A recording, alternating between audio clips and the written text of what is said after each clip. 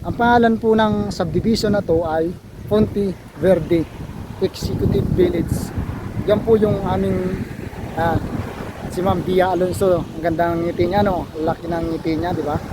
Tapos pag pupunta po kayo dito or bibili kayo ng lots, ito po makikita niyo dito na entrance gate. Yan po. Yan. Yan pataas na yan, yan yung entrance gate. Tapos ito, yan, makikita din nyo, Ponte Verde, Pililla, Rizal. Tapos ito yung highway. Yan. Ito, nasa right side ko, papuntang Laguna. Right side. Punta yan Laguna. Doon sa Laguna, sa Kwan.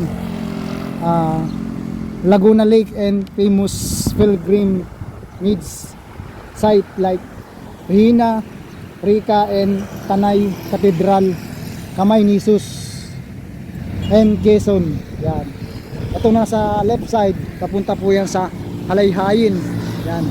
Tapos papunta sa bayan ng Tanay, Rizal. Paglabas mo dito sa left side ko, tapos doon ka nakarap sa highway, doon siya sa right side naman. Pagdating mo doon sa may police station, doon siya yung papuntang Tanay, Rizal Poblacion.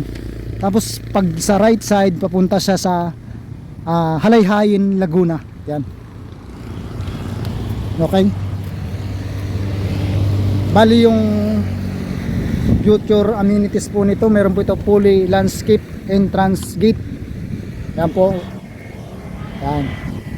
Mayroon po siyang swimming pool, mayroon siyang basketball court, mayroon siyang children playground, mayroon siyang concrete roads and gutters, drainage system, and electrical facilities and centralized water system. Meron siyang seed trees and mercury lamp and along the road. Yan. Bali yung minimum cut po ng lots dito, meron po siyang 137 square meter, meron po siyang 123, 124, 125, 170, 185, 204 to 196, 251, 221, 203, 221, 313, 386, 323, 209, 207, 230, 241, 247, 242, 238, 211, 337, 201, 219, 200, 322. Okay? Bali, akit na po tayo doon sa taas ng pinagbibinta natin lots. Ayan. Ito po. Yan po yung entrance gate. Pupunta tayo sa taas para makita na yung windmill saka yung Laguna the Bay. Yan. Yan.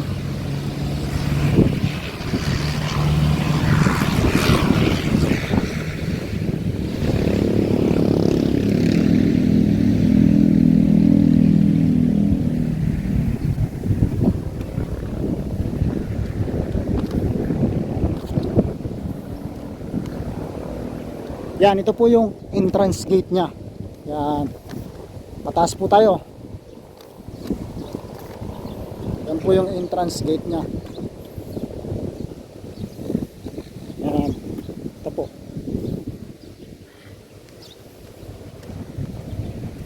Yan. Tataas po tayo dito sa taas.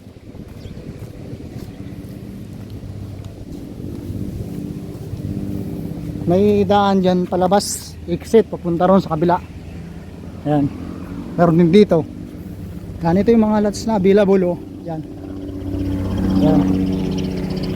Yung mga nabanggit ko po kanina, yung mga sukat ng lots, ilagay ko po sa taas ng description. Makikita po ninyo dyan. Yan. Yan. Ito po yung mga lots yan. Yung tawag dito,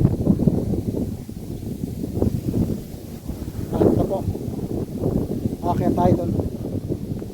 Sa taas po nito, yan po yung windmill sa taas.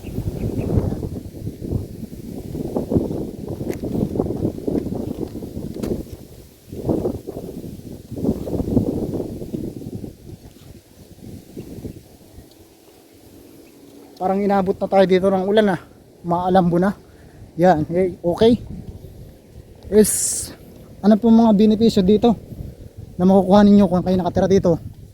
Siyempre yung malamig yung simoy ng hangin niya. Tapos overlooking. Yan. Kita niyo yan, oh. Laguna de Bay. Kitang-kita, di ba?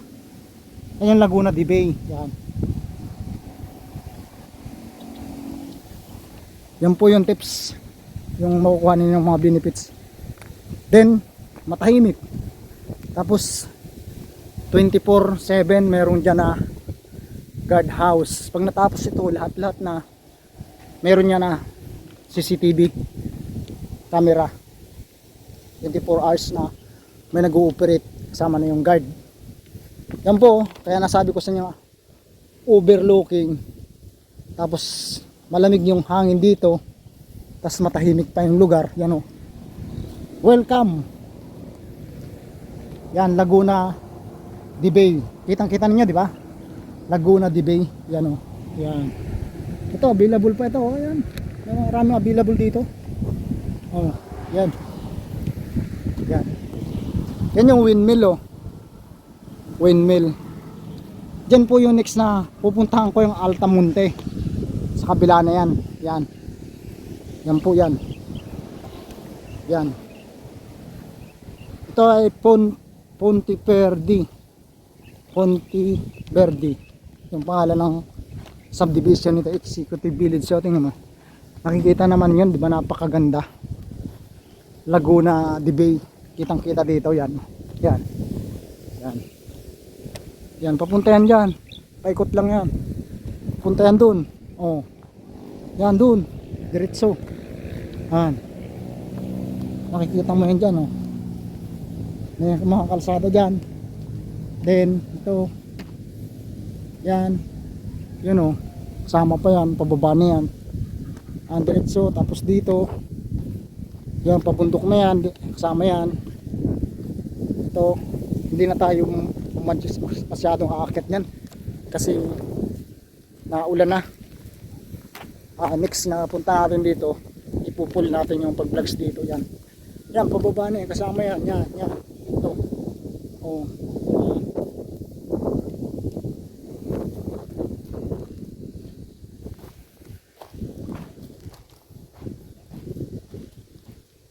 Oh. Ito, kasama pa ito. Yan. Kasama yan. Ito. Oh, yun, kasama. Yan lugar na yan. Pupunta dito. Kasama pa to.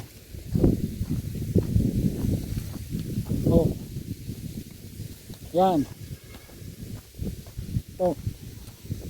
Oh, diba nakikita niyo, ayan yun. Kasama yan.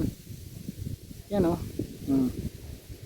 Nakikita po ninyo may mga kalsada na yan. Yan, yun, yan, yan. Kita ninyo? Yan. Ganda ng view. Bili na po kayo. Ang reservation po pala nito ay 10,000. Tapos yung price niya per square meter 11,500. Yung mga minimum cut po ng lots na pinagbibinta ko, nasa taas po ng videos nito. Paki-pindot na lang po ninyo para makita ninyo kung anong mga minimum cut ng lupa na to. Nandiyan po sa taas ng videos.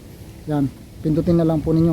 Meron po kanyang contact information, may Viber account ako, meron ako WhatsApp, nandiyan sa taas ng video. Yan. Kung hindi pa po kayo nakaka-likes, pwede po ba makihingi ng kaunting tulong, paki-likes po. Kung hindi pa po kayo follow, paki-follow na lang po.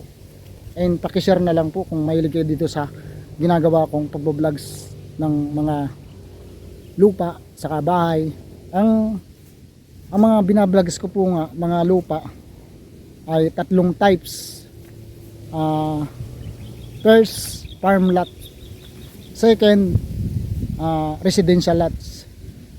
Third, commercial lots. Yan. Ito po, yan. Yan. Papunta pa tayo dito. Yan. Mamili na kayo dyan kung ano yung gusto ninyo. Ayan, o.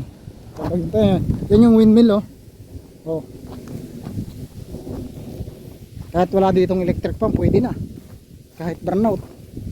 lakas ng hangin. Okay.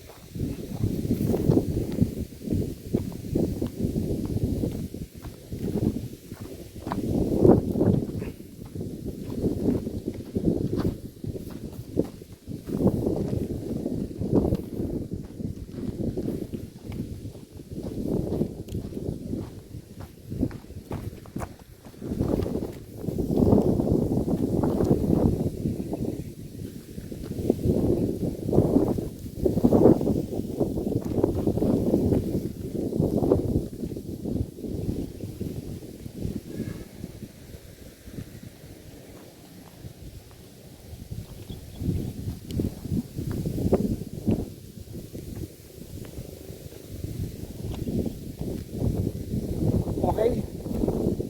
Thank you for watching. Bumili na po kayo. Mag-reserve na po kayo. Ay yung kampo nito, yung process, magre-reserve kayo 10,000. Yung down payment 20%. Pag nakapag-down kayo ng down ng 20%, pwede na kayong mag-monthly na hulog sa lots. Thank you for watching.